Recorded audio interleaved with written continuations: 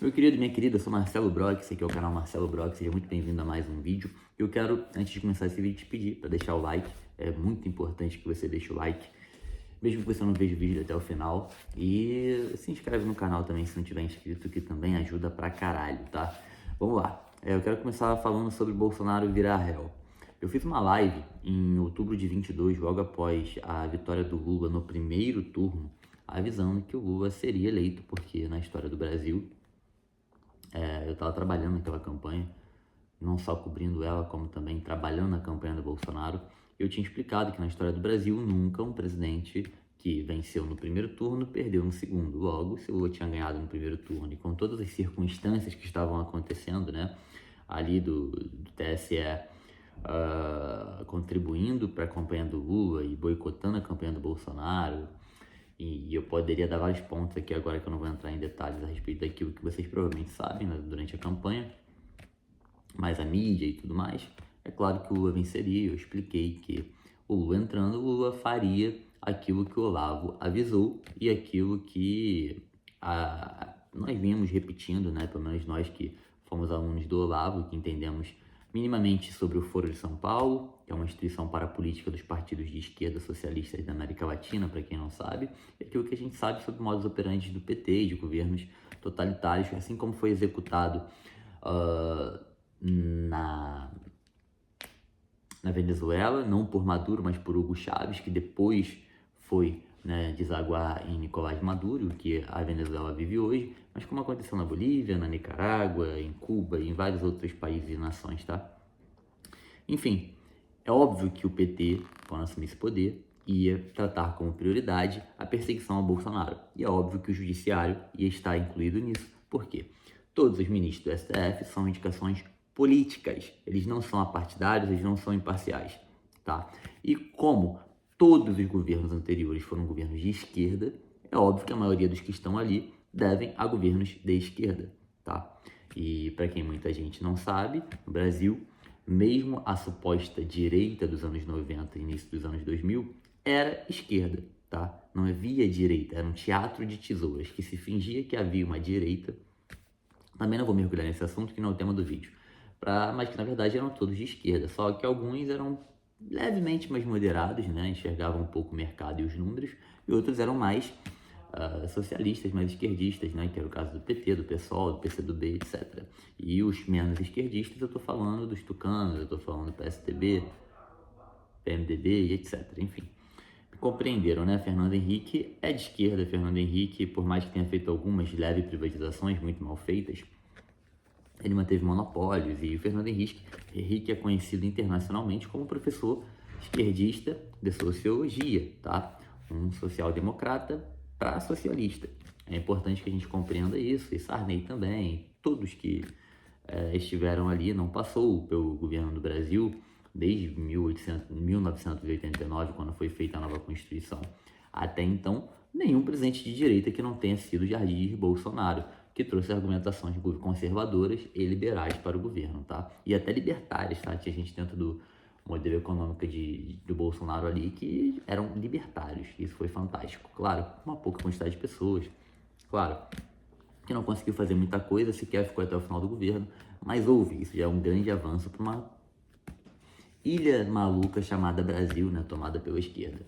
Pois bem, fato é que o judiciário é todo feito por indicações políticas desses caras que são de esquerda, que odeiam Bolsonaro, que são todos o sistema que foi formado em 1989, na atual Constituição, e é claro que eles perseguiriam Bolsonaro e os opositores e vão tirar do jogo, né, que foi a primeira coisa que eles fizeram, tirar a possibilidade de Bolsonaro concorrer a novas eleições, porque ele é o principal líder da oposição. Isso, no mínimo, obriga a oposição a se reestruturar e encontrar um novo líder de oposição para poder jogar contra o Lula em 2026, porque o Lula em 2026 ele entraria mais fraco do que ele entrou em 2022, por um simples motivo, gente. O governo desgasta. É muito mais difícil você ganhar um segundo turno do que ganhar um segundo mandato do que ganhar o primeiro. Ganhar o primeiro mandato é muito mais fácil, porque você está sendo oposição, você está criticando o governo atual. Agora, quando você está dentro do governo, você ganhar o segundo mandato é muito difícil, tá? Eles sabem disso. Só que o segundo ponto é é claro, perseguir e prender os opositores, que isso é fundamental para o projeto de poder deles, porque o Bolsonaro tem um grande poder, que é o poder de mobilização. Se o Bolsonaro meter a cara no Instagram, no Facebook, em qualquer lugar, gravar um vídeo, pedir para todo mundo ir para a rua, todo mundo vai, ninguém tem noção do caos que isso pode se gerar. Se o Bolsonaro fizer um discurso mais ácido, mais acalorado para a galera, ele pode causar um caos no país. É o maior poder que se tem, o poder de mobilização, o poder de criar um caos na rua. O Bolsonaro tem esse poder e por isso ele vai ser preso, tá? Bolsonaro podia ter utilizado esse poder de forma positiva e reagido na hora que era de fato a hora de lutar, onde ele ainda tinha força, que era aonde? Que era durante o governo dele, que era no momento em que o Lula foi solto. Ali ele tinha apoio de liberais, de libertários, de conservadores e até de moderados. Agora, depois disso, ele foi perdendo o apoio dos liberais, o apoio dos libertários e de muita parte dos moderados. E ele ficou apenas com apoio de... Até conservadores que saíram do lado do Bolsonaro. Ele ficou com apoio apenas, às vezes, dos chamados bolsonaristas. Pessoas que são conservadores na sua vida, que não são socialistas, mas que também não têm muito senso político e econômico, né? Convicções do espectro políticos, né? Ideológicas, enfim.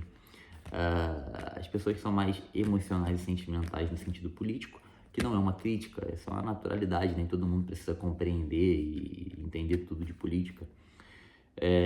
Enfim, são pessoas do bem, bem intencionadas em grande parte, que sim, outrora cometeram muitos equívocos e continuam cometendo e vão cometer.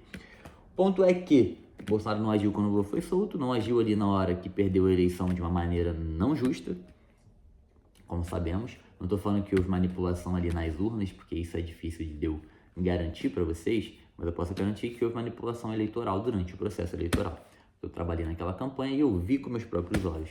E existem provas, né, óbvias de que houve manipulação, principalmente por parte do TSE, que é comandado pelo judiciário, como eu falei, foi indicado por partidos de pessoas de esquerda. É muito óbvio, tá? Bolsonaro deu mole, não agiu quando tinha que agir, deixou muitas pessoas agirem por conta própria, ele não fez força para as pessoas saírem da porta dos acampamentos na porta dos quartéis, que ele deveria ter feito, já que ele não tinha intenção de agir, deixou muita gente se fuder, muita gente ser presa, tá? Existem muitas pessoas de bem que estão aí agora com suas liberdades ceifadas, com suas contas bloqueadas, longe das suas famílias, por Bolsonaro não ter agido da forma que eu acho que deveria ser prudente e correta. Ou ele ia pro tudo, ou ele ia pro nada e avisava para todo mundo não fazer nada. É o mínimo que o Bolsonaro deveria ter feito. Ah, tudo bem, as pessoas poderiam fazer ainda assim? Poderiam.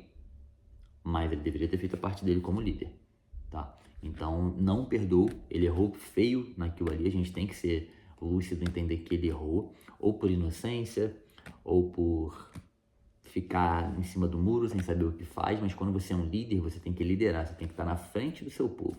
Você não pode estar atrás do seu povo, deixar seu povo se fuder para você estar protegido. O que ele fez foi isso, ele vazou para os Estados Unidos. Aquilo foi muito errado, foi muito incorreto. Não há nada que mude isso na minha cabeça, tá? Mantenho minha opinião, Bolsonaro foi o melhor presidente que tivemos, né, nessa nova Constituição de 89 até aqui.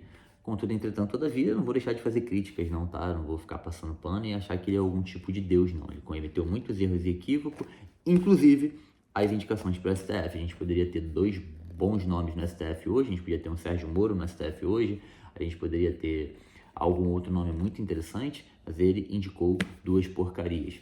Lamento, assim, também não vou mudar minha opinião. 2 porcarias. Tentou negociar e se estrepou. Foi inocente. Enfim, seguindo o baile. É isso que aconteceu e é isso que vai acontecer. Vocês vão ver Bolsonaro atrás das grades. Nem que seja uma prisão por alguns meses, apenas com o intuito de desmoralizá-lo, tá? E muito dificilmente ele vai ter algum direito político para 2026 ou para 2030, tá? 2030 eu acredito que ele já vai estar bem velho. Então, 2026 seria o ano, não sei se ele teria força para fazer uma campanha em 2030, é algo muito cansativo, principalmente uma campanha orgânica, né, como é o caso dele, sem apoio da mídia e sem tanta aplicação de dinheiro de grandes bancos e etc, porque essa galera toda tá do lado do Lula, é óbvio, né, Lula. Por que os grandes bancos estão do lado do Lula? Gente, porque existe uma coisa chamada metacapitalismo, né? E você protege determinadas empresas, faz lobby dentro do mercado, elas apoiam a sua candidatura, que o Lula faz o tempo todo. O Lula bota muito dinheiro dentro desses grandes bancos. E o Bolsonaro tirou dinheiro desses grandes bancos, né? O Lula empobrece a situação para favorecer esses grandes bancos. O Lula agora está fazendo agiotagem, está pegando o dinheiro do próprio povo, né, fazendo um consignado de CLT, devolvendo para o próprio povo, emprestando com juros que vão superar o valor que aquela pessoa tem. Então, aquela pessoa tem aquele dinheiro, ela não pode acessar ou usar. Aí ele liberou os bancos grandes a fazerem um empréstimo para essas pessoas, que dá uma taxa de juros que no final vai dar acima do que aquele valor que a pessoa já tem. Vocês conseguem entender o nível de loucura? Eu nem quero entrar num ponto de explicar isso aqui, que isso me deixa puto, assim, é uma coisa que me revolta, cara. É um absurdo sem tamanho. E eu sei que muitos brasileiros necessitados vão acabar pegando esse empréstimo do dinheiro que já é deles e vão pagar o dobro desse dinheiro para bancos e não vão conseguir pagar e vão se endividar e vão ficar com dívidas altíssimas com esses bancos que vão enriquecendo, como enriqueceram com o FIES, como enriqueceram com vários outros programas que esses filhos da puta do PT criaram no decorrer do tempo. E é um absurdo que as pessoas não consigam enxergar isso, que a porra do governo que se diz apoiar o pobre é o governo que mais tira dinheiro da mão do pobre para botar na mão dos mais ricos, principalmente esses grandes bancos. Eu tô falando de Itaú, de Bradesco, Santander, de Caixa, dessa porra toda. É uma parada assim revoltante, mas enfim, não vou me aprofundar nesse assunto porque não é o tema do vídeo em essência. Falar aqui agora para vocês, mudando um pouco de assunto, da seleção brasileira. A seleção brasileira, ela é uma bandeira de representação muito forte do Brasil, inclusive no exterior. Quando se fala em Brasil, o esporte ele sempre é uma bandeira de demonstração do que é aquele país, tá? Isso é muito demonstrado nas Olimpíadas. Quando um país vai bem nas Olimpíadas, ele demonstra que ele tem um bom potencial de formação de pessoas, né? De grandes atletas, enfim. Tanto que você vê que os Estados Unidos sempre dá um show nas Olimpíadas. E os países socialistas, para poder competir com os Estados Unidos e outros países capitalistas, começaram a investir muito, tendo também bons resultados. Como a gente sabe que Cuba não tão mais, mas a União Soviética era o caso. A gente sabe como a China também investe bastante. Enfim, claro que quando a gente fala de China, a gente está falando de um socialismo de mercado, né, que só existe mediante a existência do capitalismo, assim como Cuba também, mas também isso é uma complexidade de assunto que eu não quero mergulhar agora. O grande ponto é que, quando a gente fala em Brasil, a gente fala no esporte majoritário do Brasil como futebol. Aqui nos Estados Unidos a gente tem o basquete, a gente tem o futebol americano, que eu tô segurando uma bola aqui agora, a gente tem o golfe, a gente tem o beisebol, mas no Brasil a gente tem fundamentalmente o futebol como uma bandeira brasileira internacionalmente vista. E o futebol brasileiro hoje passa por um momento de crise que já vem há uma década, desde 2014. Por quê? Por um motivo que vai surpreender vocês agora, que muitos já devem saber, principalmente os homens aí que acompanham o futebol, que é a corrupção. O presidente, a CBF, né, que é a Confederação Brasileira de Futebol, teve um presidente corrupto que ficou no poder simplesmente por 2 décadas, sabe? Não tinha eleição, nada. Depois disso foi dado um golpe, teve uma briga judicial, um presidente entrou no lugar do que saiu, agora entrou esse que já entrou no lugar do que saiu, que tinha entrado no lado desse ditador, disse que o outro estava tentando dar um golpe, ele entrou, ele ficou um tempo e agora ele era tipo um interino que virou um presidente eleito, mas não teve concorrente. O Ronaldo tentou, Ronaldo Fenômeno, né? Ronaldo Nazário tentou concorrer, não conseguiu, as confederações não apoiaram, sequer responderam ele. No final esse cara entrou, ele pode ter mais um mandato depois desse, ele pode ser presidente da CBF até 2035. É uma loucura, tá? Numa eleição que ele ganhou por unanimidade porque ele era o único concorrente. É assim, uma patifaria, uma parafernália a Confederação Brasileira de Futebol, uma grande zona, que disse que estava no último tempo tentando contratar um treinador que estava no Real Madrid. Esse treinador falou que é mentira, ele não veio. Colocaram um treinador que já era treinador do Fluminense, que era o Diniz. Depois colocaram o Dorival, que tinha treinado o Flamengo e São Paulo. Depois, cara, enfim, uma completa zona e tá dando no que tá dando. Brasil passando vexame atrás de vexame, jogadores que muito mais parecem popstar do que... Querem muito mais ser um popstar, uma estrelinha, botar um óculosinho, um cabelozinho, desfilar por aí, do que realmente serem jogadores de futebol, atletas que estão representando o seu país, né? Querem podcastzinho ficar falando gracinha, mas dentro de campo passam vergonha, constrangimento e constrangem toda uma nação que se sente sim identificada com o futebol. O brasileiro, ele tem identificação com o futebol e ponto final. Todo menino, todo homem brasileiro, pelo menos a grande maioria, tem o futebol como uma paixão, como algo que faz parte da sua identidade. E não é legal ver a seleção nacional naquele estado, principalmente porque não há necessidade. A gente tem grandes jogadores. Para quem não sabe, o Vinícius Júnior é o melhor jogador do mundo Ele é brasileiro. Então aquela porra tem que funcionar. E aquilo não funciona hoje porque é uma zona. Não se define um estilo de jogo, não se define um jogador, não se organiza o futebol brasileiro porque por conta de corrupção, como tudo no Brasil. Isso é um retrato que mostra bastante, né, o que é o Brasil. Acho que eu vejo isso como algo que, mais uma vez, nós brasileiros não levamos as coisas a sério. É tudo cheio de corrupção, de confusão, não é organizado e, no final das contas, os resultados são negativos. É o retrato do nosso país, uma caricatura do nosso país, o que a gente vê na seleção brasileira hoje. Inclusive, eu fiz uma crítica no Instagram, para quem me acompanha lá no Instagram, falando a respeito da camisa do Brasil. A camisa do Brasil é ridícula. A Nike vê a gente como retardados. É a camisa cheia de planta, de coisa de onça, uns números tudo bobo, com umas letras divertidas, como se o Brasil fosse isso. É tipo uma coisa tribal. É folha de bananeira, de coqueiro, uma onça, umas coisas divertidas. Você olha a camisa da Argentina, dos Estados Unidos, de outras nações sérias, como Itália, França, você jamais, Uruguai, você jamais vai ver uma camisa representada daquela forma como a camisa do Brasil é representada. É igual fazem com o Sudão, com Madagascar, com esses países, né, que são um pouco tribais. Eu acho lamentável, mas isso é a demonstração clara de como as grandes marcas nos enxergam. Eu acho lamentável. Eu acho que a Confederação Brasileira de Futebol jamais poderia aceitar aquela camisa do Brasil. Tem que ter uma fonte clássica, uma fonte séria, cores da nossa bandeira, uma identidade nacional que seja bonita e respeitosa. Não essa palhaçada de bicho, tá? Natureza não é representação de porra nenhuma. Todo país, aqui nos Estados Unidos onde eu tô, tem natureza, tem lago, tem praia, tem florestas lindas, tem animal, tem urso, lobo. Inclusive, eu vejo até mais animal aqui do que eu vejo no Brasil. E nem por isso eles saem colocando isso tudo na camisa do país deles, que não tem absolutamente nada a ver com isso, tá? Aquela porra ali é um time de futebol, não é um zoológico, não. Mas enfim. Pulando isso, Daniel Alves, mudando de assunto mais uma vez, Daniel Alves foi inocentado. Na minha opinião, a justiça foi feita, tá? A gente tem que levar em consideração que a gente não sabe se ele realmente é inocente. Desculpa, eu falei que ele foi inocentado. Ele não foi inocentado, ele foi absolvido pela justiça espanhola. A gente não sabe se ele é inocente, a gente não sabe se ele é culpado. E justo por isso ele foi absolvido. Existe uma ausência de provas. Eu vou tentar resumir rapidamente para quem não entendeu, mas é o seguinte. O Daniel, ele foi acusado de ter violentado uma mulher que estava com ele numa festa. A mulher alegou que ela foi coagida a ser levada para o banheiro, mas as câmeras mostram que ela entrou no banheiro sozinha, primeiro por livre e espontânea vontade, no banheiro masculino, e depois ele entra.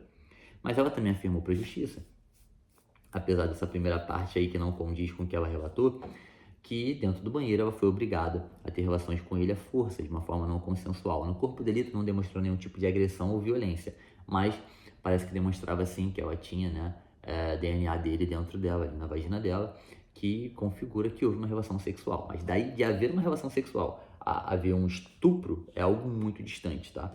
Então, dentro do meio masculino não haviam testemunhos, não há nenhuma prova, então não tem como se saber se houve uma violência ou não, tá? Mediante a descredibilização que ela teve, dada a primeira parte, que ela insinuou que foi meio que arrastada para o banheiro e não foi, e a ausência de testemunha de prova, infelizmente não tem como dizer que o Daniel Alves é culpado, assim como não tem como dizer que ele é inocente. Então, fica a palavra dela como a palavra dele, a palavra de alguém não é e não pode jamais ser o suficiente para prender alguém. Já basta todo o tempo que ele ficou preso preventivamente, já 2 ou 3 anos, se eu não me engano, já não basta toda a desmoralização que ele teve. Eu não estou falando que ele é santinho, nem que ele agiu certo. Ele traiu a mulher, ele se colocou numa situação ridícula, assim como ela também se colocou numa situação ridícula, né?